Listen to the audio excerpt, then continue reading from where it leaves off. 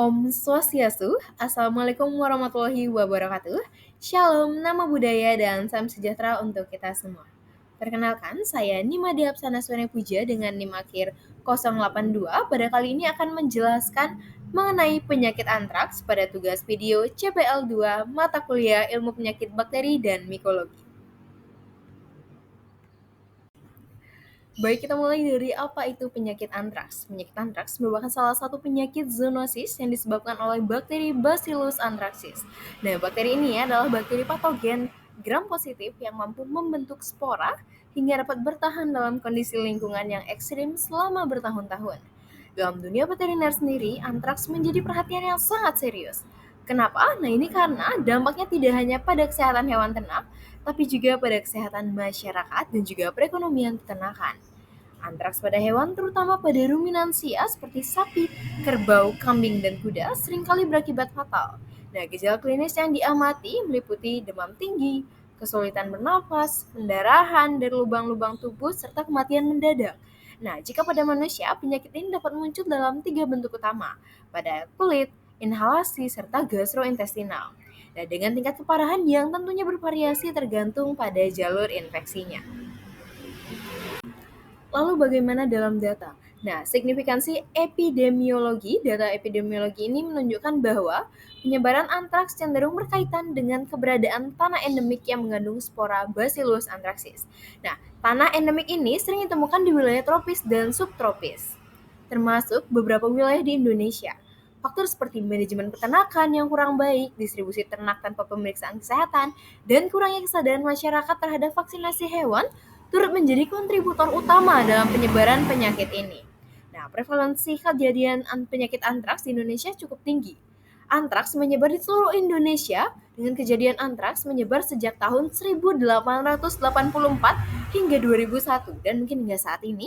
Dan saat ini terdapat 11 provinsi yang dapat dinyatakan sebagai daerah endemis antraks yang meliputi Jakarta, Jawa Barat, Jawa Tengah, Nusa Tenggara Barat, Nusa Tenggara Timur, Sumbar, Jambi, Sulteng, Sultra, dan juga Papua. Nah, total kasus antraks di Indonesia pada tahun 1992 hingga 2001 adalah 599 kasus dengan kematian 10 orang menurut Widoyono 2008. Kasus antraks yang saya bahas di sini yang saya ambil dari Kabupaten Gunung Kidul di Yogyakarta. Kronologinya, pada awal tahun 2020 terjadi wabah antraks yang menyerang ternak sapi dan juga kambing di daerah ini, tepatnya di daerah Kabupaten Gunung Kidul di Yogyakarta.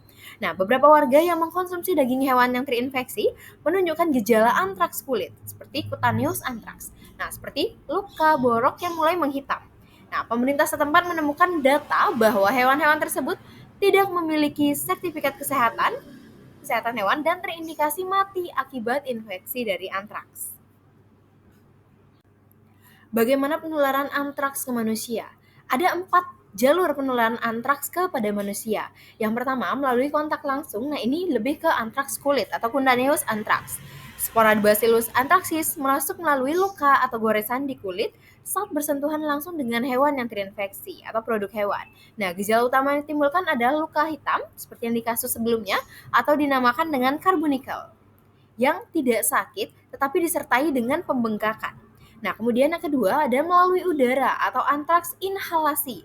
Nah, ini dengan menghirup spora Bacillus anthracis yang terdispersi di udara, misal dari wol atau kulit hewan yang diproses tanpa perlindungan. Nah, gejala utama yang ditimbulkan adalah demam, sesak nafas, nyeri dada, dan juga dapat berkembang menjadi kondisi yang lebih fatal. Lalu yang ketiga, melalui makanan atau antraks pencernaan. Nah, ini lebih masuk ke gastrointestinal. Mengkonsumsi daging hewan yang terinfeksi dan tidak dimasak dengan sempurna.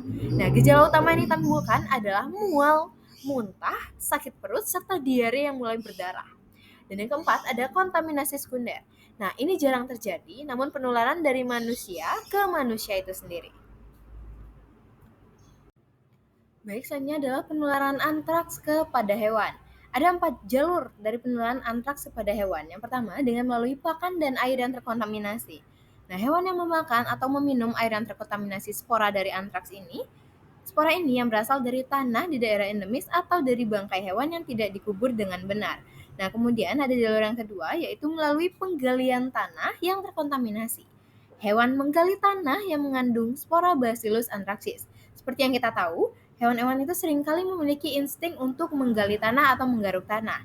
Nah, sayangnya, spora ini dapat bertahan puluhan tahun di lingkungan tersebut. Yang jalur yang ketiga adalah melalui luka di kulit. Spora masuk ke tubuh hewan melalui luka kecil di kulit saat mereka bersentuhan dengan benda, tanah, atau air yang terkontaminasi. Dan jalur yang keempat adalah penularan antar hewan. Penularan ini terjadi secara langsung antara hewan ke hewan. Namun, ini adalah kemungkinan yang paling kecil terjadi. Namun, tetap harus kita antisipasi penularannya. Baik, kita masuk ke bagian gejala klinis dari penyakit antraks. Ada beberapa gejala klinis yang ditimbulkan dari penyakit antraks itu sendiri. Kita mulai bahas dari yang pertama, nafsu makan turun namun nafsu minum yang lumayan tinggi.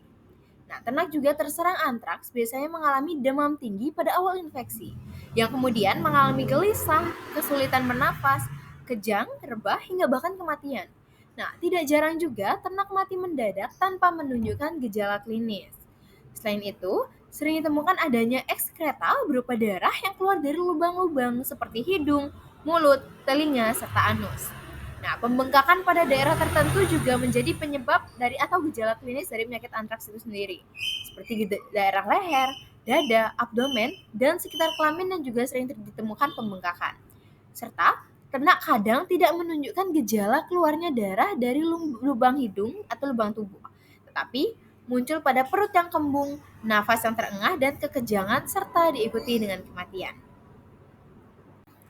Kemudian ada pun diagnosa klinis dari penyakit antraks. Kalau secara bakteriologis, antraks dapat didiagnosis melalui isolasi dan juga identifikasi bakteri Bacillus anthracis pada media buatan dan secara molekuler dengan uji polimerase chain reaction atau PCR. Nah, selanjutnya kita masuk ke upaya pemecahan masalah dari penyakit antraks. Ada 3 tahapan yang bisa kita lakukan, bisa terhadap hewan, terhadap manusia, dan juga terhadap dinas. Nah, kita mulai dari yang terhadap hewan.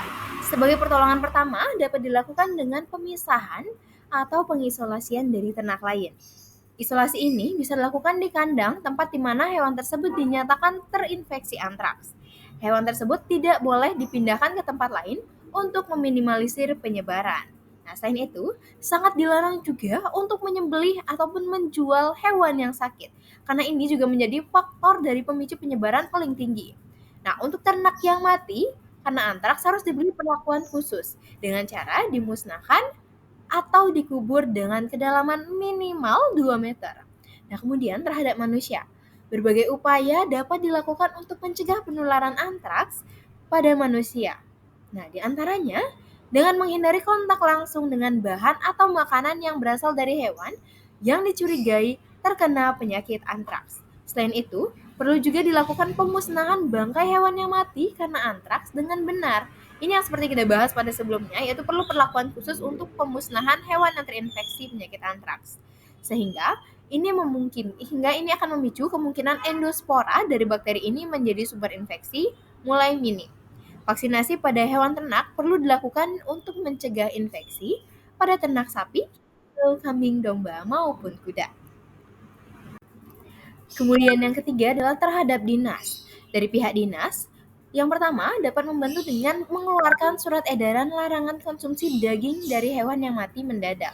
Nah, yang kedua dapat memberikan antibodi kepada warga yang memiliki kontak langsung dengan hewan yang terkena penyakit antraks. Yang ketiga, dapat memberi himbauan kepada warga bila terjadi gejala penyakit antraks seperti langsung dibawa ke puskesmas. Nah, melakukan sosialisasi pencegahan antraks pada masyarakat juga menjadi upaya pemecahan yang sangat penting. Yang kelima, dapat mengajukan anggaran vaksin dan obat-obatan guna mencegah dan pengobatan dari penyakit antraks itu sendiri. Baik, setelah pembahasan panjang pada sebelumnya mengenai penyakit antraks, dapat kita tarik kesimpulan bahwa kasus antraks di Gunung Kidul, Yogyakarta menggarisbawahi bahwa pentingnya kewaspadaan terhadap penyakit zoonosis di wilayah endemik. Nah, penyebaran penyakit ini terjadi akibat kurangnya pemahaman masyarakat tentang bahaya memotong dan mengkonsumsi daging dari hewan yang sakit, serta kegagalan dalam mencegah kontaminasi lingkungan oleh spora. Nah, penanganan yang cepat dan terorganisasi, termasuk vaksinasi ternak, pengelolaan lingkungan, dan edukasi masyarakat sangat penting untuk mencegah wabah serupa di masa depan. Kolaborasi antara pemerintah, tenaga medis, dan masyarakat diperlukan untuk mengurangi dampak penyakit ini secara menyeluruh, guna mencegah penyebaran penyakit antraks dan dapat diminimalisir kembali. Baik, sekian yang dapat saya sampaikan mengenai penyakit antraks pada tugas video CBL2 Ilmu Penyakit Bakteri dan Jamur Veteriner. Saya Nimade Apsanaswani Puja, pamit undur diri. Mohon maaf apabila dalam penyampaian sebelumnya saya terdapat kesalahan kata, baik yang disengaja maupun tidak disengaja. Saya mohon maaf. Dan saya pamit dengan Parama Santi, Om Santi Santi Santi Om. Wassalamualaikum warahmatullahi wabarakatuh. Shalom, namo buddhaya, dan salam sejahtera untuk kita semua. Bye-bye.